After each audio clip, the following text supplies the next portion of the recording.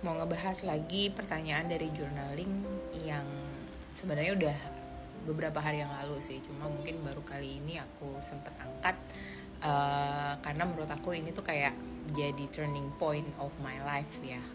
Dan juga mungkin awal dari perjalanan kalau dibilang kebangkitan spiritual atau spiritual awakening dari diri aku. Makanya aku sempat mikir-mikir, nah pertanyaannya tuh apa sih?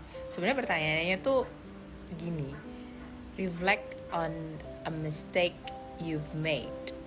Ya, terus what did you learn from it and how has it shaped you? Sebenarnya tuh kalau ngomongin mistake, terus aku jadi ingetnya tuh oke, kesalahan apa aja ya yang selama ini udah pernah aku lakukan gitu kan. Tapi yang menjadi kunci jawaban atas pertanyaan ini tuh sebenarnya adalah yang how has it shaped you. Jadi aku memikirkan suatu kesalahan yang aku lakukan dulu, kemudian yang menyebabkan aku itu menjadi seperti sekarang. Jadi bertransformasi seperti sekarang. Jadi akhirnya aku menyampaikan adalah ada dua hal sebenarnya, dan mungkin bisa dibilang kalau kita nggak jeli, nggak ada pertanyaan how it has shaped you, mungkin ini nggak aku sampaikan sebagai atau simpulkan sebagai kesalahan. Tapi karena ini ada pertanyaannya adalah how it shaped you, jadi aku harus bilang bahwa ini adalah suatu kesalahan yang aku lakukan dahulu, tapi mungkin sebagian orang atau enggak kebanyakan orang akan merasa bahwa ini bukanlah suatu kesalahan karena hal yang biasa terjadi dalam kehidupan kita sehari-hari. Jadi sebenarnya apa sih kesalahan yang sesuatu yang kuanggap kesalahanku di masa lalu yang membentuk aku seperti ini saat ini gitu loh. Jadi yang pertama adalah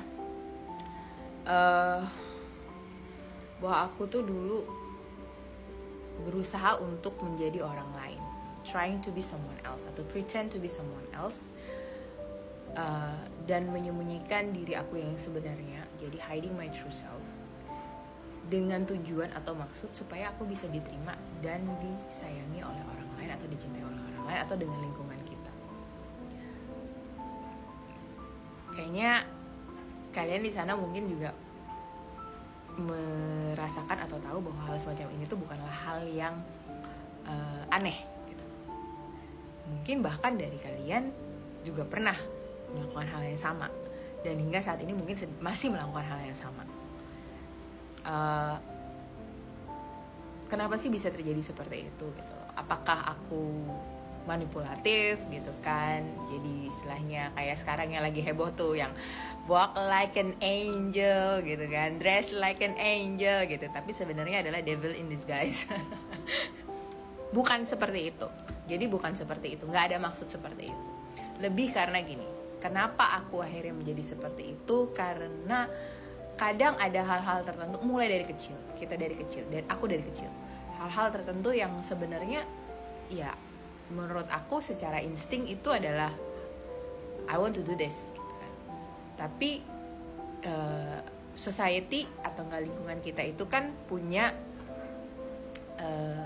mungkin standar bentuk bahwa katakanlah seorang wanita itu harus seperti A, B, C gitu kan, harus bertutur kata yang halus ya. Ini aku ya zaman dulu ya, termasuk dulu tuh ngerasa aku orangnya pemalu, aku introvert kan.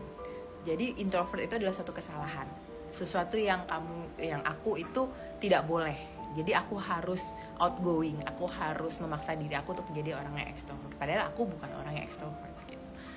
Dan akhirnya aku menyembunyikan diri aku dong yang sebenarnya, termasuk ya udah deh nggak apa-apa aku ngomong iya padahal sebenarnya hatiku tidak, hanya untuk menyenangkan orang lain. Jadi itu ya makanya aku bilang kenapa aku berusaha untuk menjadi orang lain, dan itu terbawa sehingga sampai aku umurnya sekitar 30-an tuh aku masih kebawa seperti itu. Berusaha untuk mencari sosok yang ideal tuh seperti apa. Kan banyak kan, kita harus dikasih tahu sebagai seorang istri tuh harus kayak gini sifatnya, sikapnya. Kemudian menurut ini tuh kamu harus sebagai wanita tuh harus begini. Tapi aku melupakan diri aku yang sebenarnya itu seperti apa. my real self, my true self yang sebenarnya adalah essence dari jiwa. So, aku akhirnya menyadari dan aku kayak dibukakan mata bahwa setiap jiwa atau soul itu kan unik gitu. Sampai akhirnya aku menyadari bahwa setiap jiwa di dalam dunia dia datang itu ada misi, ya kan? Ada misi-misi tertentu yang harus kita lakukan. Jadi kita punya role, different role from one people to another gitu. Dan itulah yang melekat pada essence dari diri kita, that's your soul. Tapi karena lingkungan, karena ya berbagai macam belief system itu, sehingga kadang itu merubah arah dari karakter atau essence dari soul kita itu. Nah, biasanya yang terjadi adalah kalau kita seperti itu, kita akan sering merasakan kayak loss, ngerasa tidak happy.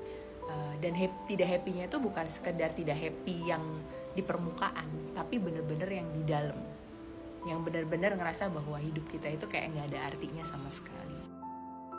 Dan aku udah pada posisi itu sampai akhirnya tuh kenapa aku bisa melakukan perubahan, melakukan transformation, dan berusaha untuk kembali atau align dengan siapa sih sebenarnya diri aku, apa sih essence dari soul aku. Dan ketika hal itu terjadi, ketika itu kulakukan, memang perubahannya luar biasa. Bagaimana cara aku memandang hidup, bagaimana cara aku berkomunikasi terhadap diriku sendiri, dan itu memperbaiki komunikasi aku terhadap lingkungan dan orang lain. Apakah terus bagaimana dong? Apakah yang ada batasan-batasan yang selama ini mungkin diajarkan oleh lingkungan kita, society kita, kemudian belief system kita, terus kita tabrak itu aja atau aku tabrak itu aja? Tidak sama sekali.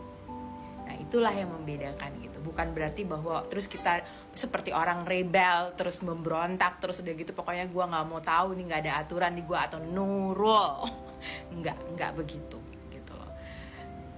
Itulah makanya kenapa healing journey itu penting dalam hal ini gitu. Healing journey itu bukan sekedar oh iya saya menyembuhkan diri saya, tidak. Banyak banget hal-hal yang kita pelajarin, dan sebenarnya intinya adalah belajar untuk mengenal diri kita sendiri. Karena dengan semakin mengenal diri kita sendiri, kita itu jadi tahu bagaimana cara menghandle-nya, bagaimana cara kita merespon, bukan mereaksi gitu. Itu yang pertama.